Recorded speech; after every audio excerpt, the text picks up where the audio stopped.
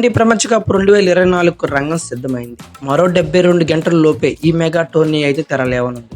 ఇప్పటికే ప్రపంచ కప్ సన్నాహకాలు ప్రారంభించిన టీమిండియా తుది జట్టు ఎంపికపై కసరత్తులు అయితే స్టార్ట్ చేస్తుంది. హెడ్ కోచ్ రాహుల్ ద్రావిడ్ పర్యవేక్షణలో టీమిండియా ఆటగాళ్లు సన్నద్ధమవుతున్నారు. ఈ మెగా టోర్నీకి 15 మంది సభ్యులతో కూడిన జట్టును ఎంపిక చేయగా వికెట్ కీపర్లుగా రిషబ్ పంత్ అలాగే సంజు శాంసన్ ఎంపికయ్యారు. ఘోర రోడ్డు ప్రమాదంతో గత 2 ఏళ్లుగా భారత క్రికెట్ జట్టుకు దూరమైన రిషబ్ పంత్ ఈ మెగా టోర్నీతో అంతర్జాతీయ క్రికెట్లోకి రీ-ఎంట్రీ ఇవ్వనున్నాడు.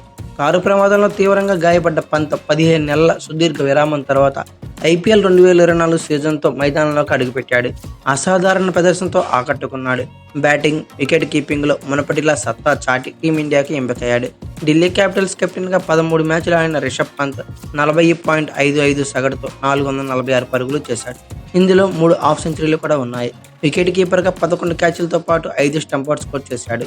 ఇక మరోవైపు ఐపీఎల్ 2024 సీజన్లో రాజస్థాన్ రాయల్స్ తరపున కెప్టెన్గా నిలకడగా రాణించిన సంజు శాంసన్ టీమిండియా పిలుపునైతే అందుకున్నాడు. అతను 16 మ్యాచ్ల్లో 48.27 సగటుతో 153 స్ట్రైక్ రేట్తో 531 పరుగులు చేశాడు. ఈ ప్రదర్శనతో టీ20 ప్రపంచ కప్కి ఎంపికయ్యాడు. అయితే ఈ ఇద్దరిలో తుది జట్లు ఎవరుంటారనేది ప్రశ్నార్థకంగా మారింది. టీ20 రికార్డ్స్, అంతర్జాతీయ క్రికెట్ అనుభవం బట్టి రిషబ్ పంత్ ఎక్కువగా ఉండటంతో లెఫ్ట్ హ్యాండర్ కావడం అతనికి కలిసి వచ్చే అంశమనే చెప్పుకోవాలి. అంతేకాకుండా క్షణాల్లో మ్యాచ్ స్వరూపాన్ని మార్చే సామర్థ్యం అతని సొంతం.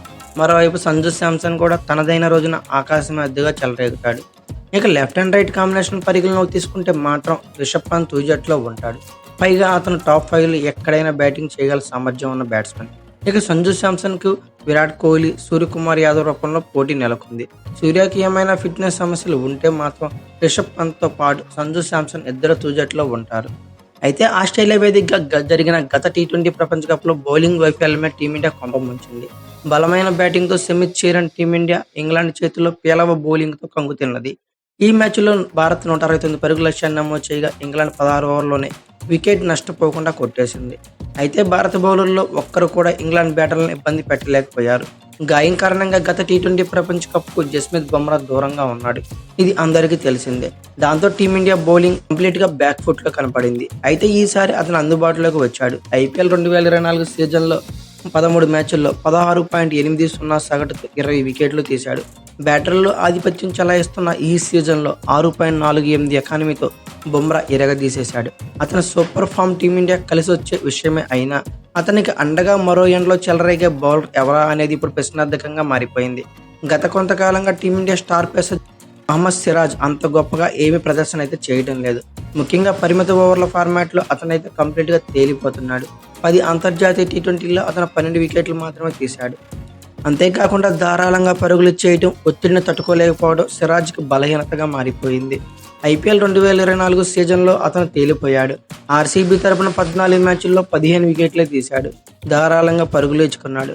ఫస్ట్ హాఫ్ సీజన్లో అయితే సిరాజ్ మరింత దారుణంగా ఫెయిల్ అయ్యాడు. సెకండ్ హాఫ్ సీజన్లో మాత్రం కొద్దిగా గొప్ప ఊపిరి పీల్చుకున్నాడనే చెప్పుకోవాలి. మరో పేసర్ హర్షదీప్ సింగ్ సైతం నిలకడలేమి ప్రదర్శనతో సతమతమవుతున్నాడు. ముఖ్యంగా డెత్ ఓవర్లలో ధారాళంగా పరుగులు ఇవ్వడం అతని బలహీనతగా మారిపోయింది. దాంతో అతనిపై ఆశలు పెట్టుకోలేని పరిస్థితి నెలకొంది. ఐపీఎల్ 2024 17 సీజన్లో హర్షదీప్ సింగ్ టోటల్గా 14 మ్యాచ్ల్లో 19 వికెట్లతో ఆకట్టుకున్నాడు. కానీ అతని ఎకానమీ చూస్తే ఏకంగా 10కి పైనే. వికెట్లు తీసిన పరుగులు నియంత్రించడంలో హర్షదీప్ సింగ్ విఫలమయ్యాడు. పేస్ ఆల్రౌండర్లు హార్దిక్ పాండ్యా, శివన్ దుబేలపై నమ్మకం ఉంచలేని పరిస్థితి అయితే నెలకొంది. ఐపీఎల్ 2024 సీజన్లో హార్దిక్ పాండ్యా ఇటు బ్యాటింగ్లోనూ అటు బౌలింగ్లోనూ కంప్లీట్గా బ్యాక్ ఫుట్లోకి వెళ్ళిపోయాడు. శివన్ దుబే కేవలం బ్యాటింగ్కే పరిమితమయ్యాడు. ఇక రవీంద్ర జడేజా, కుల్దీప్ యాదవ్, అక్షర్ పటేల్తో స్పిన్ విభాగం అయితే చాలా పటిష్టంగా ఉంది. కానీ ప్రపంచ కప్ జరిగే అమెరికా, వెస్టిండీస్ పిచ్లపై పేస్కు అనుకూలంగా ఉంటాయి. మరి భారత స్పిన్నర్లు ఏ మేరకు రాణిస్తారు అనేది చూడాలి. బౌలింగ్, బ్యాటింగ్ విభాగాల్లో అసాధారణ ప్రదర్శన కనబరిస్తేనే టీమిండియా విజేతగా నిలుస్తుంది. అయితే ఐసీసీ టీ20 వరల్డ్ కప్లో టీమిండియా ఆడే ప్లేయింగ్ 11లో సంజు శాంసన్, రిషబ్ పంత్ ఎవరుంటారనుకున్నారో కామెంట్ బాక్స్లో పిన్ చేయండి. అలాగే జస్ప్రీత్ బుమ్రాకు తోడుగా కీ బౌలర్గా మారే బౌలర్ ఎవరనుకున్నారో కామెంట్ బాక్స్లో పిన్ చేయండి. ఈ వీడియో కనుక మీకు నచ్చినట్లయితే లైక్, షేర్, కామెంట్, సబ్స్క్రైబ్ చేసుకోండి. అలాగే పక్కనే ఉన్న బెల్ ఐకాన్ నొక్కడం మాత్రం మర్చిపోకండి. Thank you for watching. Have a nice day.